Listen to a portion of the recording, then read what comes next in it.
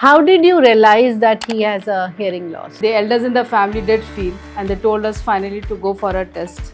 He had already reared 5 children. He had 5 children, so he had good experience. Finally, then somebody told us you can go to Bal Vidyalaya. There's a very good school in Chennai. Because he had the backing of Bal Vidyalaya, where he could read and write, he had already got some kind of therapy. Integration into the society, making friends, a complete environment for a child is still a challenge for our young children. Probably that could come down to the fact because of the confidence of my parents. They never made me feel that it's a disability or it's something less. There where he's really facing a problem. And I thought, okay, then I would probably go meet, but it really didn't happen much. When you are involved in such rigorous studies where you are not only doing your school curriculum but also your coaching institute and being in that environment. When I'm listening to a teacher or professor speaking without a mic. So it was a challenge for me and I do not like it at all. So I brought a mini mic. I spoke to my audiologist and they suggested you try a mini mic. Automatically, interviewers also become empathetic. They will often give you support. And UPSC is not something, they don't want people, they actually want people from such community. So they're very supportive. While giving interview, they give you facilities like they provide you a typist. Hello and welcome to another exciting episode of Through the Abled Eye, a podcast to educate and empower families of children with special needs. And today we are celebrating the super success of Yash, who was born with severe to profound hearing loss and has achieved the heights where even a regular child dreams of.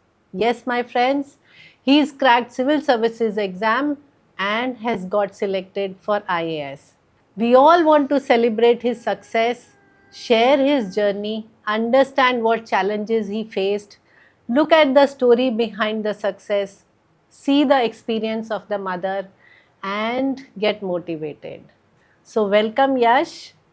Thank you, ma'am. It's an honor to be on this podcast. Thank you. And thank you, Shalini, for being here and a good sport. Thank you so much. It's my honor to be here. We are all so proud of Yash and the power behind Yash, that your journey, your achievement is going to inspire many, many families. Thank you, ma'am. Thank you. Yes. God has been very kind. Yes, God has been very kind, and your success shows that, if there is a will, there is a way. Yes. And a positive approach, of course, Yes. towards everything. Absolutely. So, Shalini, I'll begin with you. Yeah. I understand he was diagnosed with severe to profound hearing loss at the Yes. age of 2.5. Correct. How did you realize that he has a hearing loss? See, initially there were some cues like he would not respond, but as parents, it was difficult for us to accept that he's got this hearing loss.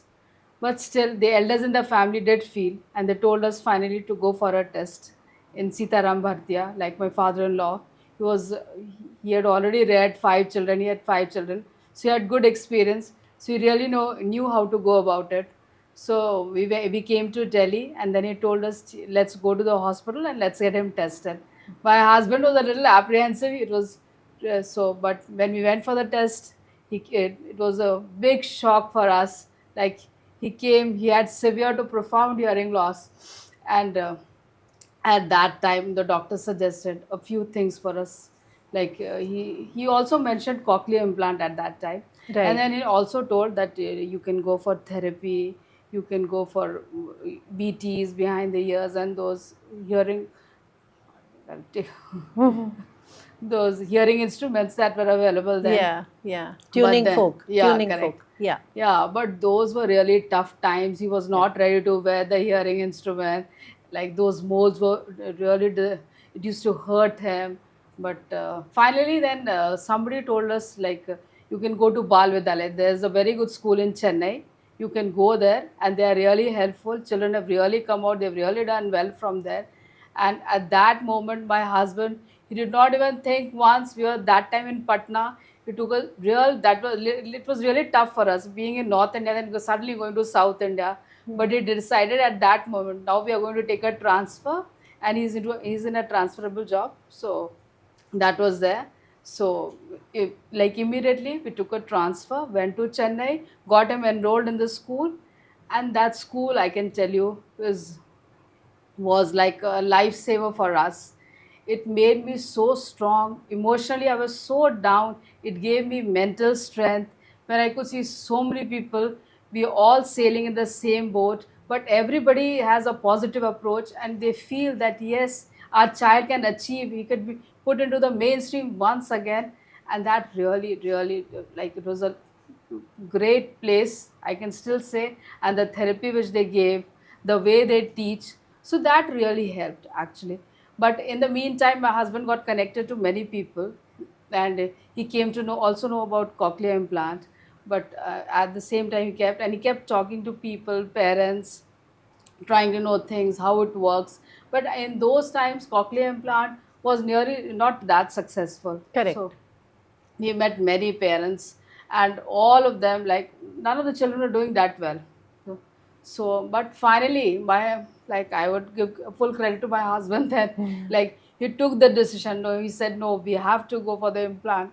Uh, and then we did go for the implant, and then of course then it was a different story after that. Correct.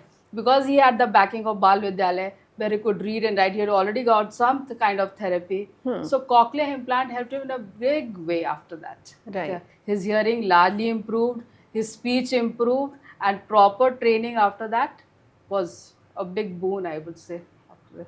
Nice. Yeah. So it all started from 2.5 years onwards. Yes, correct. Yes. So I just want to say here to the audience that 90 to 95% of the families where children are born with hearing loss are born to typical hearing parents. So the acceptance of this fact Yeah, correct. and this Yes. journey is new to them. They have no background information about, Yes. as I was talking to Yash's father also, like he said, Yash was the first hearing impaired person he saw in his life. Correct, and yes. and so the same statement stands true for me also.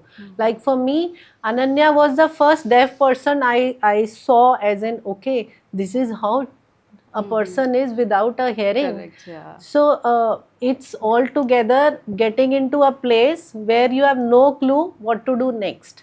And actually, it's difficult to demarcate in the beginning between a hearing child and a non-hearing child, because we do not know how they really behave, how this person behaves and how this person Correct. behaves. So Correct. it gets a little delayed. The process gets a little delayed in Correct. that way. Yeah. And as you rightly said, that it was your personal observation of grandfather and other family members that you started realizing. Yeah.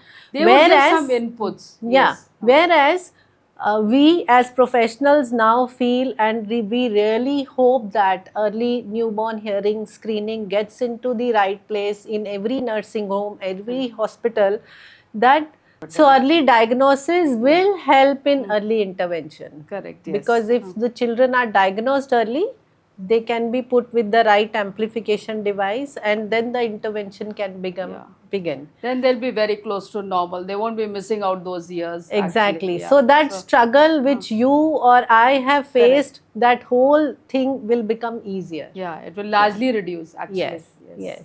So Yash, do you have those early memories of those days where you got implant? So you got implant at the age of 3.5. Yes. 1 year post you got diagnosed. I'm sure 3.5 is difficult to remember, but somewhere early memories of your school where you feel that you were asked about what are you wearing, what's that, and children pointing and asking questions. So I do have some memories of that, and children, a lot of my friends in those days would come up and ask, what are you wearing? It's very natural Yes. curiosity to any friend, but I never shied away and I never felt bad. In fact, I always felt, okay, something different about me, I'm at the center of the attention. So probably that could come down to the fact because of the confidence of my parents. They never made me feel that it's a disability or it's something less. Not once I remember anything like that. So I always felt that it's something that I have something special from other kids, but special in a good way, in the sense that I have something which nobody else has. I never looked upon it that, oh, I hear less, because at that point, my speech was as good as anybody, and my mother, she was really after me during my studies. So when I used to, my grades were also pretty good. Right. So in no way I felt inferior or something, and I was more than willing, happy to tell about my machine to other friends. Nice. And so even now also I don't hide my machine, so it's always visible for others to see. Shalini, what's the homework you've done behind this confidence? Because this confidence in early ages when Yes, built yeah. makes him where he's reached today. You know, you got to face the world. Correct, yeah. So yeah. what tips you want to give to parents? Yeah, I think mental strength is very important for parents, and then only you can instill that into the child. Like I think I have never told him like you have this disability or anything like that. The doctor always told us like if you have some problem with your eye, you wear a specs. Same way if you have a problem with you wear a phone.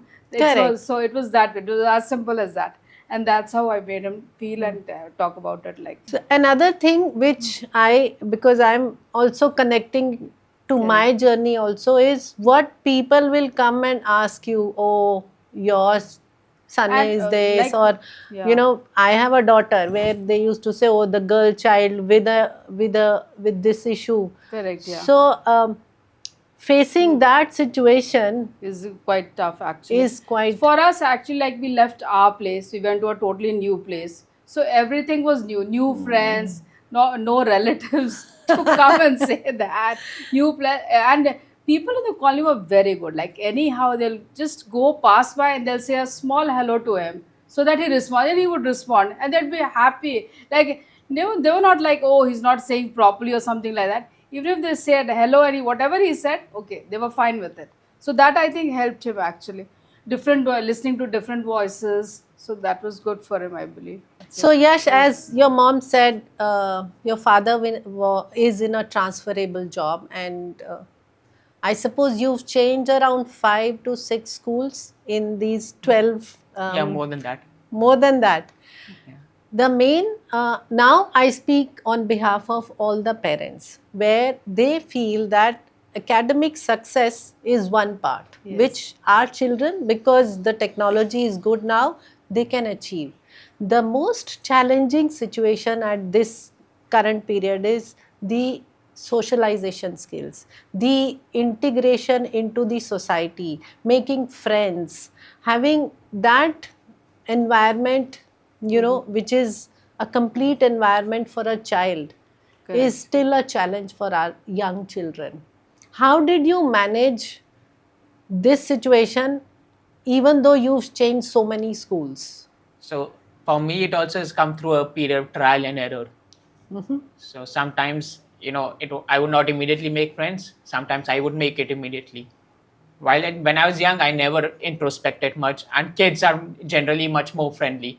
So it was not a challenge making friends at a young age. But as I grew a bit older, then yes, then I had to think, okay, so I have to talk about other things as well, not just academics. So I would talk about sports, or I would talk about movies, TV shows. So I can tell one example. So when I was in class 9th, it was a bit challenging. I just changed my school between 8th and 9th. And when I came, and I had come to North India by that time. And my first language is English, and I was not very fluent in Hindi. So coming to a new class was a bit of a challenge. I did not speak much of Hindi, and so other peers also did not interact much with me. So 9th and 10th, I really did not have many friends. But when I again changed school after 10th standard and went to 11th class, then I decided that, okay, even if I don't speak their language, it doesn't matter. I'll go and try and make efforts to talk to everyone, even if my Hindi is broken and they might make a bit of fun of me.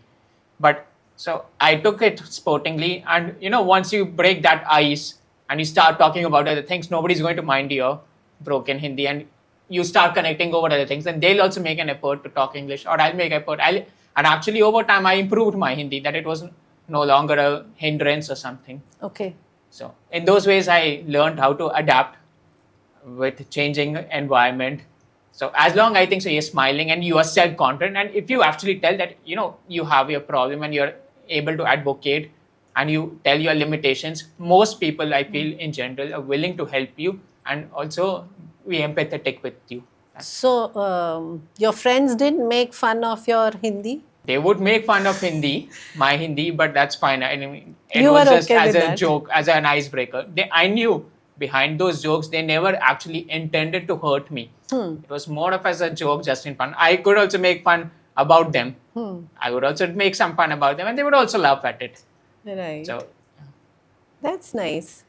So, did you talk about your friends and what you are experiencing in your new schools with your mom or dad, or you figured it out yourself?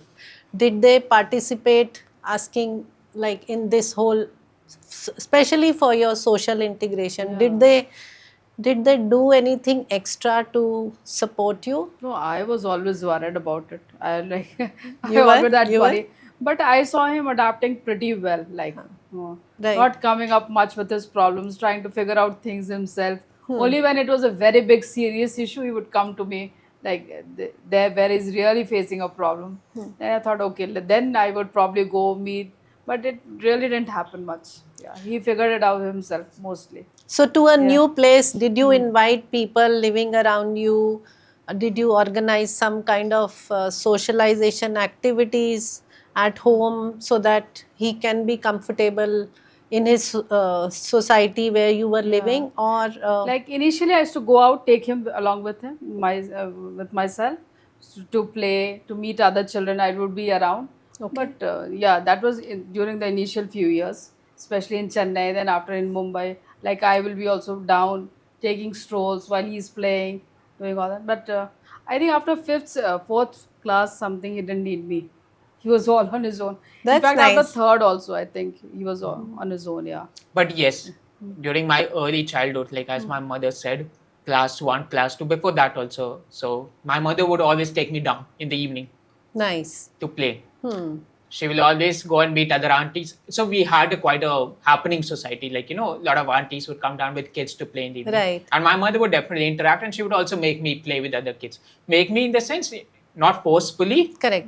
but she would take me, and when I see other kids, I will also tend to go and interact with them. Correct. So that habit developed right from my childhood. Yeah, I would be around, like always. Nice. If there's any problem, it'll come up, something like that. And school also, like I'd be asking what is happening. If there's anything, I'll go and talk to the teacher. That was always there. I would go. Like Yeah, once so a- this is yeah. what I wanted to Yeah. ask, that Yes. apart from home, because he was changing schools Correct, yeah. frequently, Yeah. you used to go and talk about his device and sensitize the Yes. teachers about it, because I'm sure there are not many children Correct, wearing yes. cochlear implant in a The teachers would school. definitely not know about it, but myself and my husband, both of us would go. We used to make it a point, like go tell the teacher, tell him his problems, what are the issues, all clarity of there, of course. And they used to do it every time I changed my school, and they Yes. also did it on my first day of college as well. Oh, So they went and also met my teachers, my head of department. Hmm. So that was always done. that was like a protocol you Yeah, follow. yeah, we always did that. Yes. Now, moving from school to college, you got through IIT and you've done your bachelor's in computer sciences. Yes. How did you take some extra coaching for that? Were you involved in some kind of extra, apart from school curriculum, some extra coaching? How did you prepare for IIT? So I did take extra coaching. So I was in part of PITG program. So I did it from 9 to 12 extra 4 coaching. years. Yes. And initially it was a bit tough for me to cope up with, because sometimes the teachers would also say it in Hindi and they would explain it. And again, Hindi was not my strong point. So my parents did go and meet the teachers and explain the situation, that it's not that, because it was unusual for a kid in North India to not know Hindi. So Right. they would probably think that, I'm maybe being arrogant or something more elitist. But when my parents went and spoke to them, that's not the case. It's actually that he has a hearing problem and he's actually fluent in English. So then the teachers would be then more cooperative, empathetic, but importantly, after the class, I would go and ask one-on-one doubts. Right. And they would solve it. Right. So, yes, I also see that you are wearing cochlear implant on one side, which means you have a unilateral implant, and though you have hearing loss on the other side also. Do you feel it it affects your listening skill? Do you feel certain situations to be more challenging, especially in terms of localization? And when you are involved in such rigorous studies where you are not only doing your school curriculum but also your coaching institute and being in that environment, how did you manage that? School days, Hmm. I was sat on the first bench, Right. Yeah. and that was a fixed thing. Used to tell the teacher Yeah. to do So that. my parents would tell teachers that at the beginning of every new school I change, or even in the beginning of every year, because your class teacher changes, they would tell that Yash prefers to sit on the first bench. Okay. So that was there. Secondly, coming to the fact that I'm a unilateral, so I have a N6 cochlear implant in my left ear, and I don't wear anything on the right ear, though I practically cannot hear anything from the right side. So if there's a table, I sit on the right side of the table, so that all the people are to my left. Correct. So I take care while sitting. So if there's a group sitting, I try to sit on the right side. So you're doing coping mechanism Correct, kind yeah. of a Yes, thing yes. to figure out what Adapting to the suits. Yeah, situation. adapting to the situation. Yeah. Yes. And He's found it his own ways. yeah, and even so, not just school, also in college, even I would sit on the front row, but our professors would speak through mics, Right. and the sound would come through speakers. But to me, it was never as clear as when I'm listening to a teacher, a professor speaking without a mic. Correct. So it was a challenge for me, and I do not like it at all. Yeah. So I brought a mini mic. I spoke to my audiologist, and they suggested you try a mini mic. Right. So then I brought a mini mic, and then before every class, I would go and give it to the professors. Some professors were a bit hesitant. Oh, is it recording my voice? I would say, no, it's nothing like that. Yeah. It's just for my own hearing. And you can use your own mic. So the good part of mini mic is you can use two mics simultaneously. It does not interfere with each other. So that was a very helpful thing. And that actually helped me then listen to lectures with much more clarity throughout my 4 years in college. Very good. So it's a very important message for parents that to use assistive devices is equally important because it's a bionic ear. Cochlear implant is a bionic ear. It cannot restore natural hearing, but we can use the best technology available, the assistive devices, to reinforce the coming signal so that you get much more clearer signal. And the clearer the signal, the less cognitive load on the brain. The stress on brain to hear and focus becomes easier.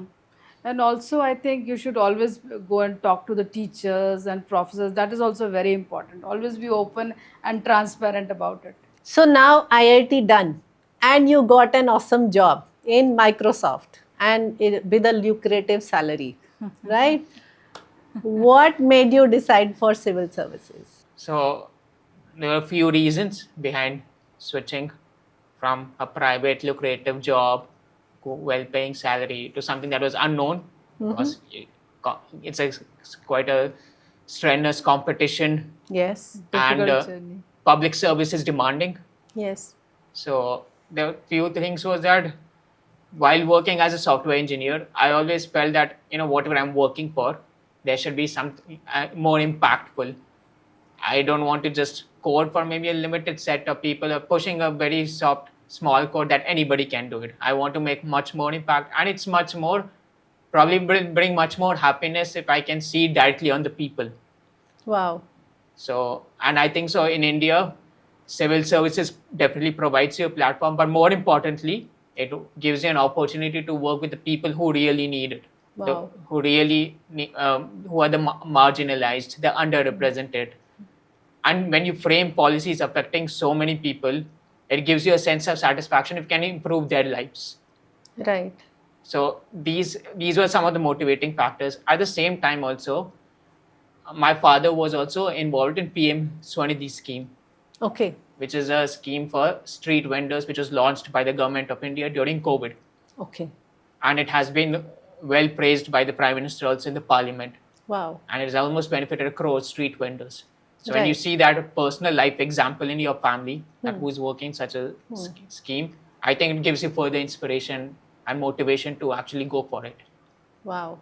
So this was your personal decision based on how you were working there at Microsoft, spending couple of months there, and then this realization came. Yes. Were you able to convince mom? So yeah, I mean, I did. Most of my parents got convinced eventually.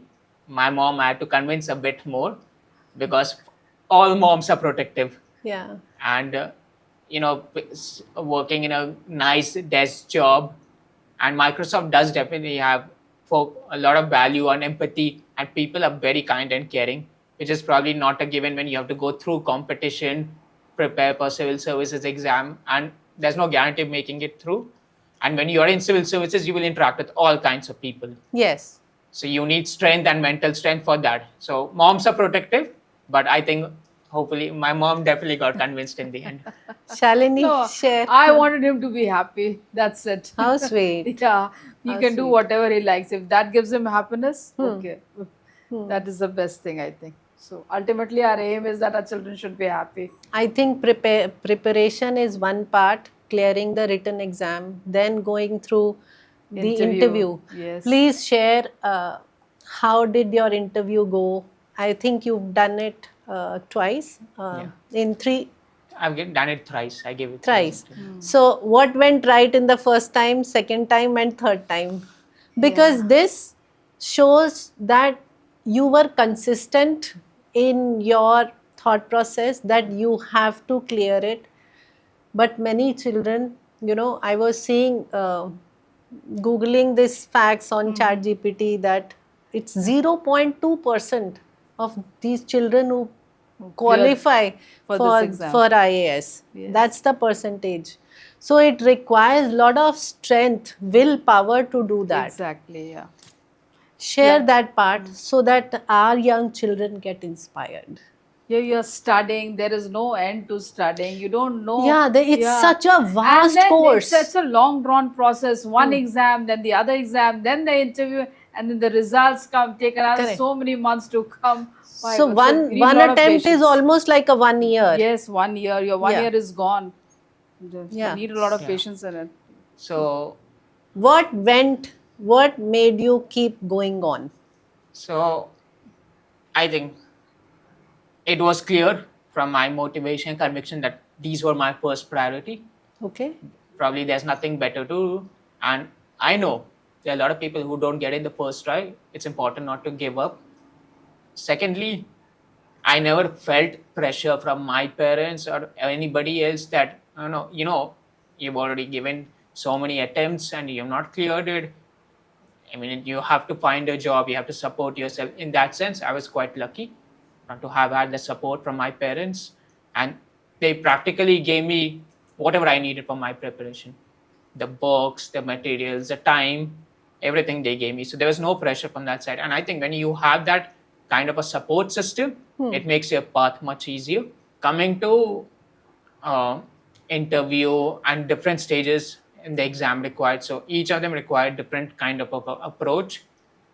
For that, I had my friends and I also knew some seniors. For 1 or 2 subjects, I took online coaching. Okay. But thankfully, I live in Delhi, and their coachings were also based in Delhi. Okay. So if I did not understand something, I actually took a personal appointment to go and meet the teachers. Right. Online coaching gave me an advantage. I could play it at my speed, and if I missed out something, I could rewind back. Okay. Which is often not an option when you're sitting physically in the classes. Thirdly, for interviews is something which is always going to be daunting. You sit before a panel of 5 members, but the good part is, as part of this coaching, you do have a chance to practice by giving mock interviews. Right. And often in the mock interviews, people give you good advice. Okay. This is how you have to speak, or this is how you have to change. But most importantly, what I realized, before the interview starts, if you communicate your limitations, that, if you're polite and you communicate that this, I might have ask you to repeat, automatically interviewers also become empathetic. They will often give you support. And UPSC is not something that they don't want people. They actually want people from such communities. They want more diversity in the candidates. So they're very supportive. while giving interview, they give you facilities like they provide you a typist. Okay. So in case you're not able to hear the question, you can ask the person to type the question down. So all such features and facilities are available. Okay. I also did not know it when I actually started studying. Oh. When I reached the interview stage, and I came to know that they provide at all these facilities. So in a way, they help you calm yourself, they smoothen your doubts. Right. So I think the good part is I've got support from all quarters, from parents, my friends, my teachers, and even the exam process also. Right. So, is it allowed to share couple of questions they ask in the interview? I mean, is it legally allowed? Yeah. So, something interesting question which they shared and you felt that's So my interview actually covered quite a variety of subjects okay. and a variety of topics. They asked about my hobbies. So I had put my hobby that I was interested in Formula One racing and aviation. So one of the interviews they asked me was, what was the future of automobile and aviation industry in India? Okay. And probably the most interesting question was a final question which was asked to me. 20 things that come to your mind when I say the word India. And it was actually interesting because then it ended up being a conversation between not just me and the chairman of the interview, but all the panel members started interacting. Oh. Yeah. So one of the answers, one of the points I had said was that, like they had asked me, what's the food item that represents the whole of India? Yes, correct. So initially I was stumped and I couldn't find an answer, but the chairman himself told that it's actually dal. Dal. So you find the dal in North India and you find sambar in South India. Yeah. dal is Dal there, and yeah. chawal. Dal Dal and Chawal is also there, of Yeah, course. rice. Yes. Huh. More So pan pulao India. in North India and Chawal. And chawal is very Some- important in South India, and- of course. Yeah, East also, West East also. also, correct, Yeah. yes. Okay. Interesting. So now I understand that you will be going for your training, and that's a 2 years training. Yes. So what does this training comprise of? So initially it's a foundation course where about 3 months where all the services come together. So it establishes bonding between multiple government services, and that happens at Mussoorie. Okay. Yes. Then the next part of training is when they start teaching you about administration. So that also happens at Mussoorie, and that's probably for about 6 months. Okay. After that, then we are sent to for our district postings. So that is for about 1 year, and you will get first-hand experience at working in the districts at the grassroots level. That is something that I'm looking forward to. And after that, then there's a small posting to the central government, 2-3 months to the central government. So you come to know how it operates at the central level when policies have to be enacted for the whole country, Right. which is very important. And then finally, the training is complete, and then we go to the cadre we are allocated to. Right. So are you mentally prepared for that training? Are you strong enough that okay, yes, I'm excited and looking are you- forward to. yeah. And I think it's going to be fun because all of us, all of the aspirants have got their dreams, and all will be going training together. It's always easier when you find people in the same boat, as my mother had said earlier. So it's something I'm actually looking forward to. Second last question, I would say, what has been the most challenging situation for you in all these years? Where you know, when you said, and then you think of that time and you say, that was difficult for me, yet I came out of it. Yeah, I mean, Something like that. In the meantime, he also did. He gave his CAT exam and cleared. He got to. I think. yeah. Yeah. So Yeah. As a backup plan, he had kept. So I think when you put it that way, the most challenging, difficult situation, nothing comes to my mind right now because I've never been too bothered about what I get the result. How nice. But I've definitely put efforts, and I've not got what it was I wanted always. And that's probably because my parents have never made me feel that, you have to get something, there's no other choice. If you actually look at things, there are always multiple choices. But if I have to probably take one situation that was challenging, it could be probably the preparation for civil services Yeah. itself, because It's the India's toughest exam. Yeah, it's a very, very you long process. because I left everything. Yes. I left means a good job. I had to sit at home, prepare, Yes. and when you don't clear it once or twice, studying again the same thing becomes a Very bit taxing. tiring, Yeah. repetitive. But again, because I had a good support system, I managed to clear it. And even if I had not cleared it, I would have not felt too devastated or bad about it.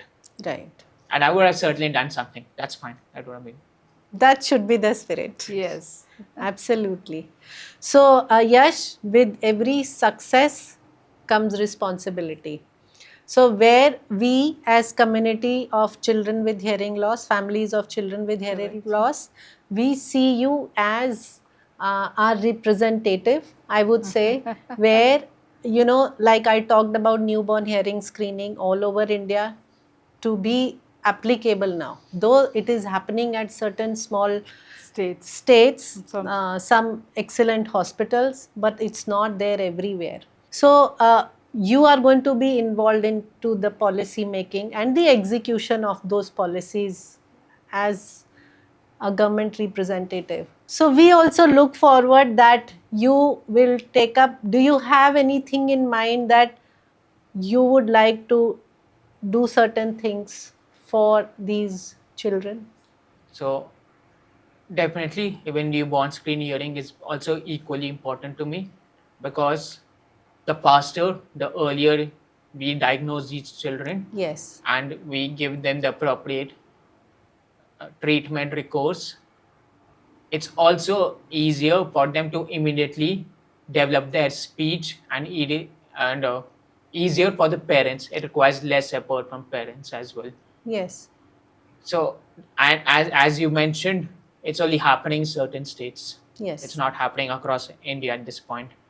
So maybe I would, wherever I get posted, hope if it's not being done there, I would definitely be an advocate for the government to do it, and hopefully at the national level as well. Secondly, the hearing community is quite wide. It's not just children. Yes. We have students, we have Yes. professionals. Yes. So I think as a IAS officer, if you get posted to any district, you do look after schools, Yes. and I would be on watch for those children, not just from hearing impaired, but from all the children having all disabilities. How nice. So How that will nice. always be something that I will have special attention towards. Thirdly, when you come to people who are looking for work, employment is often seen as a means of self-respect. Correct. But as of today, most of us, even though if we may speak well, we are still stigmatized. Yes. Not often Yeah. people are willing to give. Hmm. And the quality of jobs also need to improve. Yes. So I know some children, not children, in fact, they're also entering the workforce.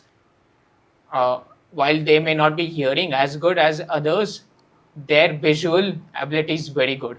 So they're often very good painters Yes. and animation experts. Hmm. So we can always explore such opportunities, avenues for them. Absolutely.